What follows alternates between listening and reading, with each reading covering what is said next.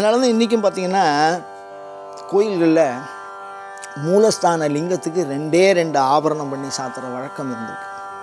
ஒரு காலத்தில் பின்னாடி தான் அந்த கவச்சங்கள்லாம் மற்ற அலங்காரங்கள்லாம் சோமாஸ்கந்தருக்கு பண்ணுவாள். அந்த கிரீடம்லாம் சாத்தி சிவனுக்கு ஒன்றே ஒன்று தான், ஒரே ஒரு பாம்பு சாத்துவா, அப்படி இல்லைன்னா நெத்தியில் பட்டா சாத்துவா. அதை சந்திரபிரப சூரிய பிரபை கூட பின்னாடி தான் வந்திருக்கு. முதல்ல சாத்துறது நெத்தியில் இந்த பட்டையை சாத்திடுவோம். அவ்வளோது விசேஷம் இந்த விபூதி. அப்போ ஒரு ரேகைக்குள்ளேயே இவ்வளோது சாமி இருக்குது. ஒரு ரேகைக்குள்ளே இச்சாசக்தி ஞானசக்தி இருக்குது. ஒரு ரேகைக்கு ஒரு வேதம் சொல்லியிருக்கு. ரிக்வேதம், எஜுர்வேதம், சாமவேதம் அப்படிங்கன்னு சொல்லியிருக்கு. ஒரு யோகிக்கு அந்த வேதத்தினால சொல்லப்படுற அக்னி சொல்லியிருக்கு. கார்கபத்தியாக்னி, ஆகவனியாக்னி, தட்சிணாக்னி அப்படின்னு அக்னி சொல்லியிருக்கு. ஒரு ரேகைக்கு உள்ள அட்சரம் சொல்லியிருக்கு. அகாரம், உகாரம், மகாரம். ஒரு ரேகைக்கு உண்டான ஆத்மா சொல்லியிருக்கு. அந்தராத்மா, சுவாத்மா, பரமாத்மா. எல்லாமே 3 பிரியும். இவ்வளதையும் கிட்டத்தட்ட தொடர்ந்து ஒரு 3 மாதம் இதை பாடமாகவே சொல்லிக் கொடுப்பா. அகாரம்னா என்ன, உகாரம்னா என்ன, மகாரம்னா என்ன, தட்சிணாக்னின்னா என்ன, கேவலாக்னின்னா என்ன, ஆகவனியாக்னின்னா என்ன, அந்த இச்சாசக்தின்னா என்ன, கிரியாசக்தின்னா என்ன, ஞானசக்தின்னா என்ன, சுவாத்மானா என்ன, அந்தராத்மானா என்ன, பரமாத்மானா என்ன, மகேஸ்வரன்னா யார், சதாசிவன்னா யார், மகாதேவன்னா யார், காலாக்னி ருத்ரங்கிறது யார், எந்த சூழலில் அந்த மந்திரத்தை சொல்கிறார், இதில் சொல்லப்பட்டிருக்கிற மந்திரத்துக்கு உண்டான பொருள் என்ன, எந்தெந்த சூழலில் அந்த விபூதியை வச்சுக்கலாம் அப்படிங்கிற மாதிரி எல்லாம் விளக்கமாக ஒரு 3 மாத வியாக்கியானம். அது விபூதி பிரஸ்தாவனம்னு பேர். அதுக்கு இதை தொடர்ந்து செஞ்சுட்டே வந்திருக்கா ஒரு காலத்தில். இப்போ அதெல்லாம் ரொம்ப குறைஞ்சி போச்சு. அதனால் ஏதோ விபூதி வச்சுக்கிறோம் அப்படிங்கிற மாதிரி எல்லாரும் சொல்ல நான் விரும்புறது என்ன அப்படின்னா, எல்லாரும் சாமானியமாக அத்தனை பேருமே காலம்புரை ஏந்திருந்த உடனே நீரில்லா நெற்றி பாழுங்கிறோம். பாழ் அப்படின்னா என்ன அர்த்தம்னா, உதாரணம் என்ன பாழ்னா, நீரில்லா நெற்றி பாழ்னா என்ன அர்த்தம் அப்படின்னா,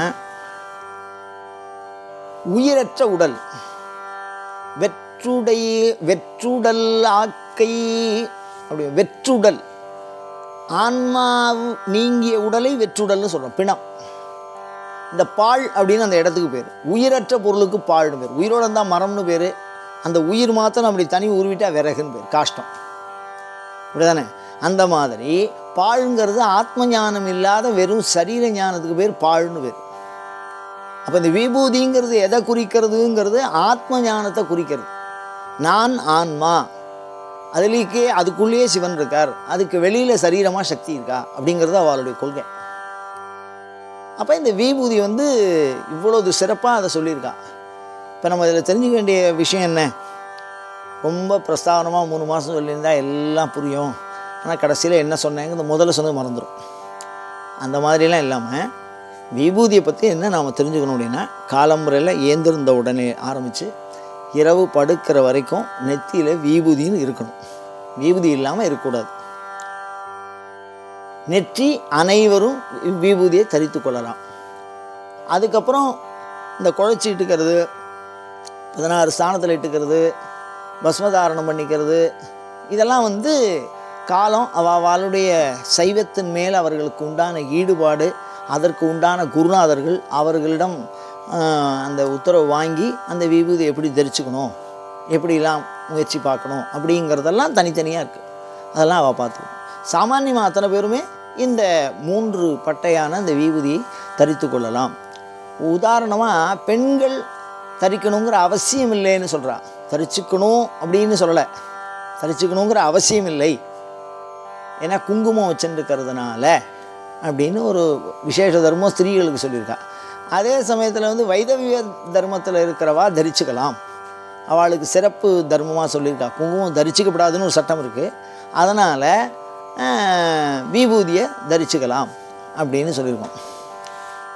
அப்போ விபூதிங்கிறது ஆத்மஸ்வரூபங்கிறத மறைமுகமாக உணர்த்துறதுக்கு இந்த நெறிமுறைகளையெல்லாம் சாத்திரம் நமக்கு அறிமுகப்படுத்தி இருக்கிறது.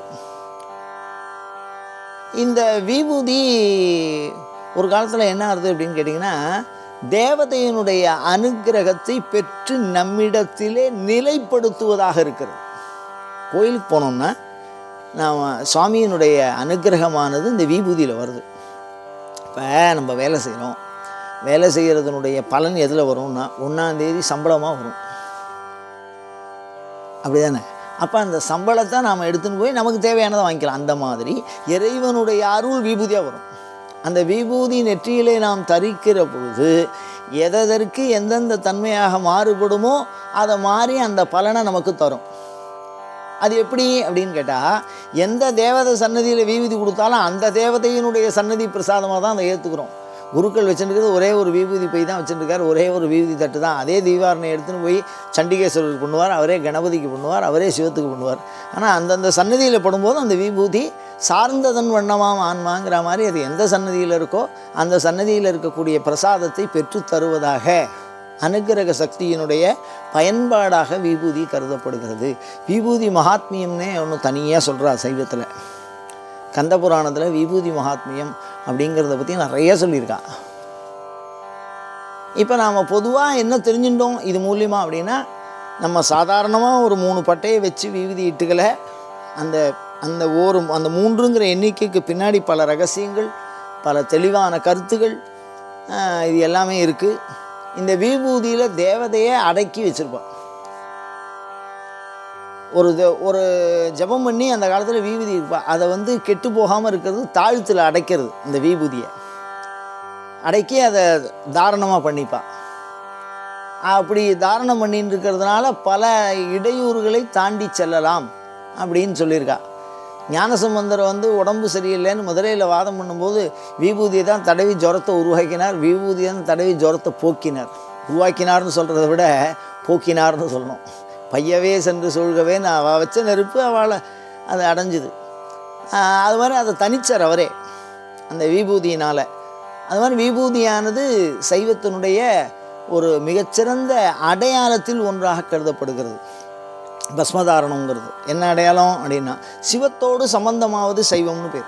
திருமூலர் சொல்லுவார், எதெல்லாம் சிவத்தோடு சம்மந்தப்பட்டிருக்கோ அதுக்கு பேர் சைவம்னு பேர்.